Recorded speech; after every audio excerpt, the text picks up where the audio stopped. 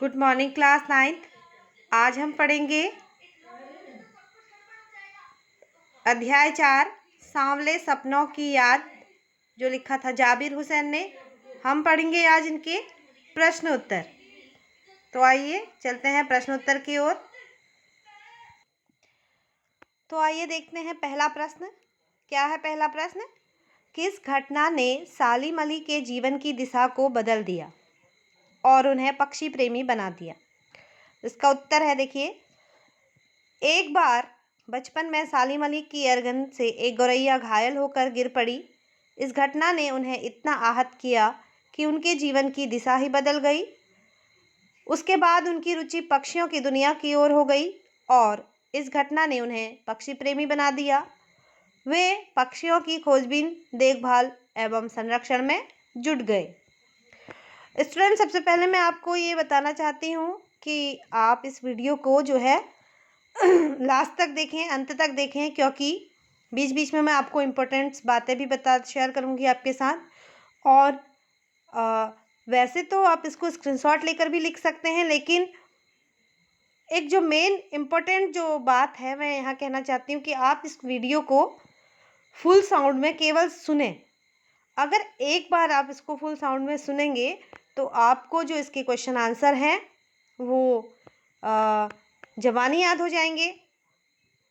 क्योंकि मैं आपको इस तरह से बताती हूँ कि आपको, अगर मैं एक बार आप इसको ध्यानपूर्वक आप सुन लेंगे तो अगली बार आप इसको जो आप अपने एग्ज़ाम टाइम में है, मंथली टेस्ट है या एग्ज़ाम टाइम है, आप भूलेंगे नहीं अगर आप केवल इनको बहुत ध्यानपूर्वक सुनेंगे। तो मैं चाहती हूँ कि आप अंत तक इसको बहुत ध्यानपूर्वक सुने। देखिए, और दूसरा क्वेश्चन है हमारा, सालिम अली ने पूर्व प्रधानमंत्री के सामने पर्यावरण से संबंधित किन संबंधित खतरों का चित्र खींचा होगा कि जिससे उनकी आंखें नम हो गई थी? तो देखिए, सालिम अली ने पूर्व प्रधानमंत्री के सामने केरल की साइलेंट वैली संबंधी खतरों की बात उठाई होगी। कहा होगा कि वृक्षों की कटाई होने से वैली का सौंदर्य और उसकी हरियाली समाप्त हो जाएगी। वह रेगिस्तानी गर्म हवाओं के झोंके का शिकार हो जाएगी। वातावरण में परिवर्तन से वैली के पक्षी भी वैली छोड़कर कहीं और चले जाएंगे। पर्यावरण प्रदूषण से विनाशकारी प्रभाव को सुनकर उनकी आंखें नम हो गई थी। ठीक है, तो क्या हुआ? तो जब इस तरह से सालिम अली ने पूर्व प्रधानमंत्री के सामने पर्यावरण से संबंधित खतरों को बताया तो उनकी आंखें क्या हो गई थी? नम हो गई थी। नेक्स्ट देखते हैं, आइए।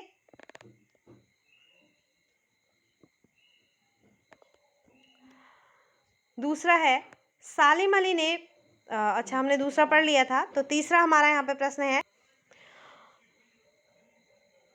लॉरेंस की पत्नी फ्रीडा ने ऐसा क्यों कहा होगा कि मेरी छत पर बैठने वाली गौरैया लॉरेंस के बारे में ढेर सारी बातें जानती है?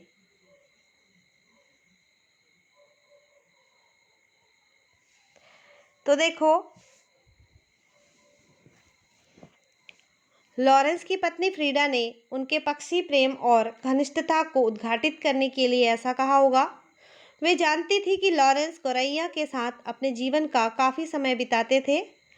गौरैया के प्रति उनके व्यवहार को फ्रीडा ने अपनी आंखों से देखकर जो महसूस किया होगा, उस अनुभव को शब्दों के माध्यम से बताना आसान नहीं रहा होगा।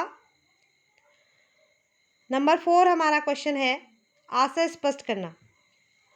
इसमें पहला देखिए, वो लॉरेंस की तरह नैसर्गिक जिंदगी का प्रतिरूप बन गए थे। इसका क्या मतलब है? इसका आंसर देखिए,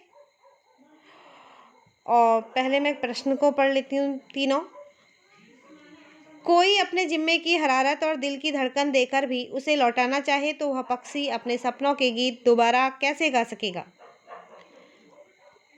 गौ देखिए, सालिम अली प्रकृति की दुनिया में एक टापू बनने की बजाय अथाह सागर बन के उभरे थे। अब इसमें पहले कौ का आंसर देखिए, नैसर्गिक जिंदगी का अर्थ है प्रकृति का हर तत्व, हर कण। नैसर्गिक जिंदगी का अर्थ है प्रकृति का हर तत्व, हर कण की तरह स्वाभाविक होना। लॉरेंस का जीवन प्रकृति के समान सहज सरल होकर प्रकृतिमय हो गया था। उन्हीं की भांति सालिम अली को भी अपने आप को प्रकृति के प्रति समर्पित कर सालिम अली भी अपने आप को प्रकृति के प्रति जो थे समर्पित कर चुके थे। इनका जीवन भी प्रकृति के समान ही सहज और सरल हो गया था। वे पूरी तरह से प्रकृति में खो चुके थे। ख का आंसर देखिए। लेखक प्रस्तुत कथन के माध्यम से यह बताना चाहता है कि सालिम अली रूपी पक्षी की मृत्यु हो चुकी है। अपने सपने मौलिक थे, उनके जो सपने थे वो मौलिक थे।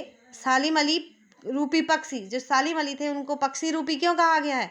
क्योंकि वो पक्षियों के बीच इतना पक्षियों के जो थे बीच इतना ज़्यादा रहते थे और उनको पक्षियों की भाषा जो थी वो समझ में आती थी। वो मनुष्य से ज़्यादा, मानव से ज़्यादा पक्षियों की जो थे वो प्रेमी थे। पक्षियों से उनका स्वाभाविक नैसर्गिक जो प्रेम था वो पक्षियों के प्रति था और पक्षी भी उन्हें समझते थे और वो पक्षियों की भाषा को जानते थे। तो देखो क्या लिखा है, उनके सपने मौलिक थे। वैसा पक्षी प्रेमी अब इस दुनिया में दोबारा जन्म नहीं लेगा। आशय यह है कि जैसे सालिम अली पक्षियों की हिफाजत के प्रति समर्पित थे, वैसी कोशिश करके भी उनके समान किसी पक्षी को उत्पन्न नहीं किया जा सकता। गौ का आंसर देखिए। सालिम अली ने स्वयं को किसी स्थान विशेष या जीव विशेष से बात कर नहीं रखा। उन्होंने प्रकृति के विशाल प्रांगण में बिखरे अनुभवों से अपने को संबद्ध किया। वे अथाह सागर की भांति प्रकृति में अबाध गति से चलते रहे। उन्होंने अपने आप को किसी भी प्रकार की सीमा में बात कर नहीं रखा। अगला प्रश्न देखिए। इस पाठ के आधार पर लेखक की भाषा शैली की 4 विशेषताएं बताइए। लेखक की भाषा शैली की 4 विशेषताएं निम्नलिखित हैं। तो इस पाठ में लेखक की कैसी भाषा थी, आइए हम इसको जानते हैं। इस पाठ में आम बोलचाल की भाषा का प्रयोग हुआ है, जिससे भाषा सहज और सरल हो गई है। दूसरा है, प्रस्तुत पाठ में उदाहरण शैली का प्रयोग हुआ है। तीसरा है, अभिव्यक्ति में चित्रात्मकता है। चौथा है, उर्दू, तद्भव और संस्कृत व अंग्रेजी शब्दों का इसमें मिश्रण है इस पाठ में। ठीक है। अभिव्यक्ति में चित्रात्मकता मतलब उन्होंने अपनी ऐसी अभिव्यक्ति की है कि वह कलात्मक लगती है, वो बहुत ही आकर्षक लगती है। उदाहरण शैली का प्रयोग मतलब उसमें जगह जगह पर एक का दूसरे से उदाहरण दिया गया है, दूसरे से तीसरे का उदाहरण दिया गया है। जैसे फ्रीडा और उनकी पत्नी लॉरेंस की पत्नी जो थी फ्रीडा, लॉरेंस और उनकी पत्नी फ्रीडा, और उस लॉरेंस का जीवन को उन्होंने क्या किया था, मुझसे अधिक तो गौरैया इनके बारे में जानती है। और जब साइलेंट वैली के लिए पूर्व प्रधानमंत्री के सामने सालिम अली को बात रखनी थी तो उन्होंने प्रकृति के सौंदर्य की बात कही थी, साइलेंट वैली के को खतरा बताया था। अगर उन्होंने पर्यावरण के लिए जब चिंता व्यक्त करनी थी, तो इसी तरह क्या था, अनेक सारे इसमें उदाहरण के माध्यम से कवि ने इसको पाठ को समझाया है। प्रश्न नंबर 6 देखिए। इस पाठ में लेखक ने सालिम अली के व्यक्तित्व का जो चित्र खींचा है उसे अपने शब्दों में लिखिए। देखिए, सालिम अली का शरीर दुबला पतला था, अतः वे कमजोर थे, लेकिन उनकी दृष्टि में सूक्ष्म निरीक्षण शक्ति प्रबल थी। वे जिज्ञासु प्रवृत्ति के थे। जिज्ञासु प्रवृत्ति यानी कि हर चीज़ को जानने की उनमें उत्सुकता थी। पक्षियों की गतिविधियों के पारखी थे। उनके गले में सदा दूरबीन लटकती रहती थी। वे अत्यधिक संवेदनशील थे।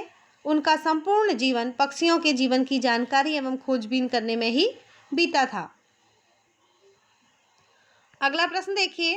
सांवले सपनों की याद शीर्षक की सार्थकता पर टिप्पणी कीजिए।